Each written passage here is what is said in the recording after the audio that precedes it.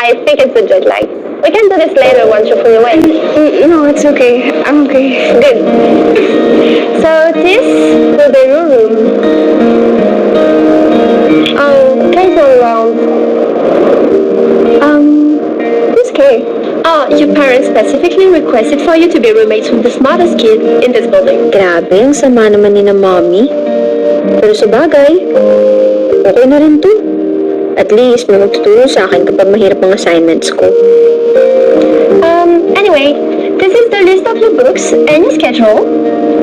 Kakarating ko lang sa New York, tapos schedule ka agad ang bumungad sa akin? Tapos mukhang mahirap pa tong advertising. Bakit ba kasi ito, mommy? Mamamatay na yata ako. And here are your keys. All your things are here already, so I guess I'll leave you to it. Good luck. Thank you, Miss Rachel. See you around.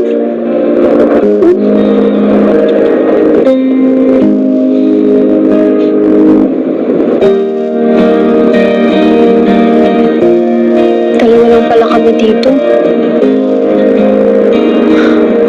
Kapag kaya yung kay dito? Simple life. Ayoko po. Gusto mong roommate. Sana good friend si Kay.